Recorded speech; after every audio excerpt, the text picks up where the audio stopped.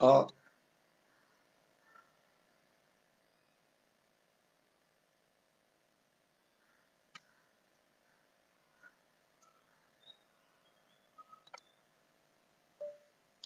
जय हिंद.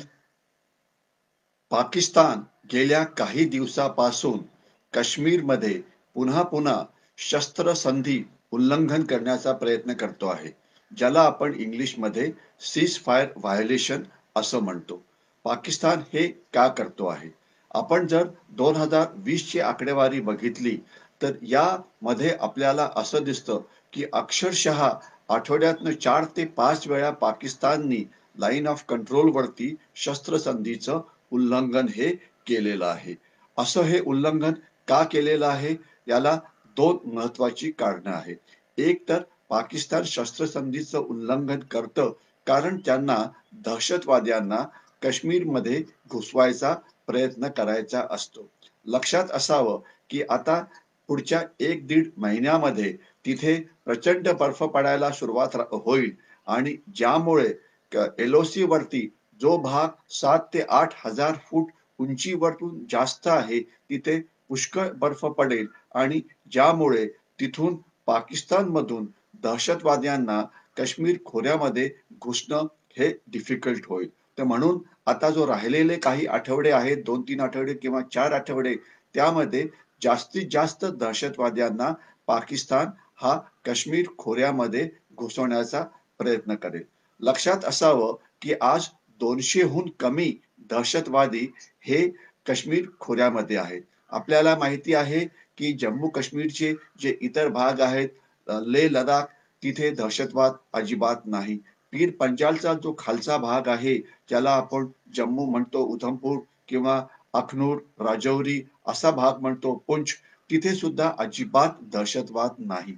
दहशतवाद हा केवळ काश्मीर खोऱ्यामध्ये पुनर्जीवित आहे, काश्मीर खोऱ्यामध्ये आहे आणि तिथे सुद्धा काश्मीर खोऱ्याचा जो साऊथवाला भाग आहे, जे दक्षिण काश्मीर खोरं आहे, तिथे काही दहशतवादी आहेत आणि ज्यांची संख्या ही 150-200हून कमी असावी आणि रोजच आपल्याला बातमी येते की काही दहशतवादी हे मारले गेले आहेत. म्हणजे 2020 मध्ये आतापर्यंत जवळजवळ 250हून जास्त दहशतवादी हे भारतीय सैन्याने मारलेले आहेत. आणि एवढंच नव्हे तर यामध्ये महत्वाचं असं आहे की आता काश्मीर खोऱ्यामध्ये दहशतवाद्यांचं दहशतवादी कृत्य करण्याची जी क्षमता आहे ती एवढी कमी झाली आहे की ते आता केवळ सॉफ्ट टार्गेट्स म्हणजे नरम टार्गेट्स वरती हल्ला करतात. म्हणजे सैन्यावरती हल्ला करण्याची त्यांची हिंमत नाही. सैन्याशी मुठभेड करायची त्यांची हिंमत नाही. ते हल्ला कोणावरती करतात? तर असे लोक की एखादा सैनिक सुट्टीवरती आला असेल, आपल्या घरी एकटा असेल तर त्याला पकडायचं किंवा पॉलिटिकल पार्टीजचे जे वर्कर्स असतात त्यांना मारायचं, अशा प्रकारचं काम सुरू आहे. आणि काश्मीरचे जे दहशतवादी आहेत, आता त्याच्यामध्ये जास्त दहशतवादी हे काश्मीर खोऱ्यातले आहेत आणि त्यांची लढण्याची क्षमता ही फारच कमी आहे. यामध्ये एक महत्वाचा मुद्दा असा आहे की पाकिस्तान काश्मीर खोऱ्यामध्ये आपले दहशतवादी पाठवतं, परंतु सध्या पाकिस्तानमध्येच त्यांची अंतर्गत सुरक्षेची आव्हानं एवढी वाढलेली आहेत की पाकिस्तान पहिले दहशतवादामध्ये जास्त पठाण दहशतवादी पाठवायचं, जे पख्तुनिस्तान किंवा नॉर्थ वेस्ट फ्रंटियरच्या प्रॉव्हिन्स मधून यायचे. परंतु आता पख्तुनिस्तान मधले पठाण म्हणतात की आम्ही या जिहाद करता का जायचं?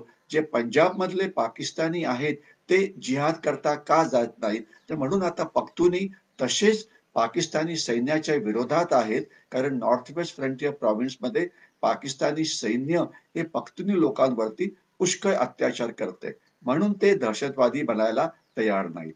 दुसरे जे बलुचिस्तान मधून लोक दहशतवादामध्ये यायचे ते पण तयार नाहीत, कारण बलुचिस्तानला स्वतःच एक वेगळं राष्ट्र बनवायची इच्छा आहे, त्यामुळे ते यायला तयार नाहीत.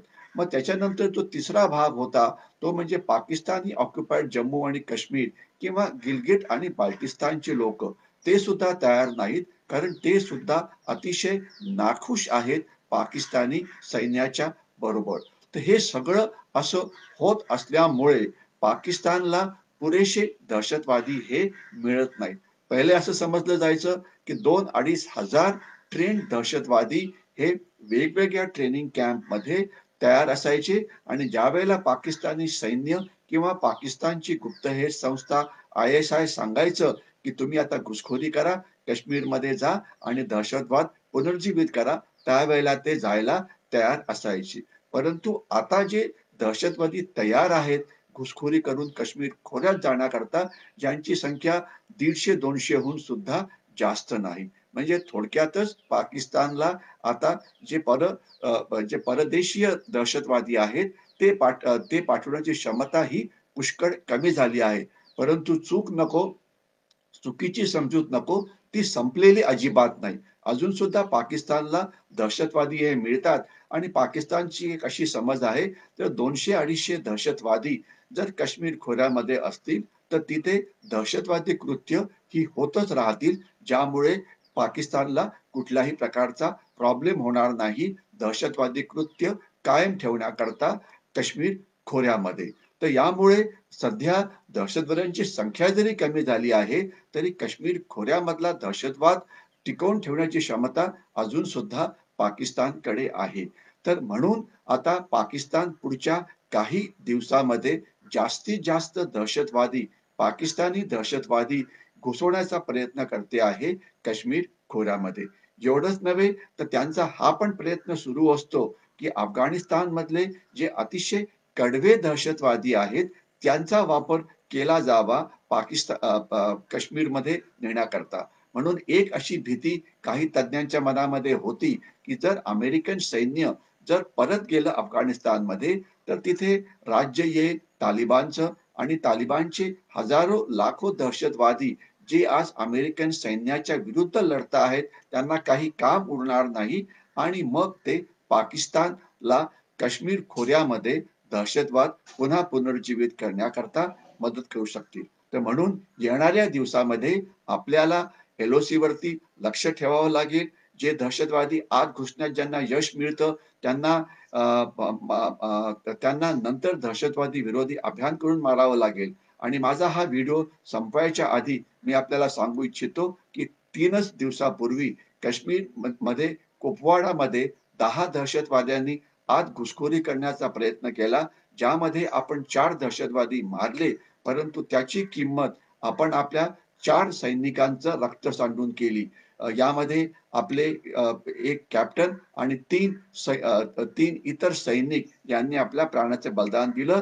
त्यांना आपण सलाम करायला पाहिजे आणि आपल्याला कल्पना असावी की 2020 मध्ये आतापर्यंत 50हून जास्त भारतीय सैनिकांनी आपल्या प्राणाचं बलिदान दिलेलं आहे काश्मीरी जनतेचं दहशतवादापासून रक्षण करताना.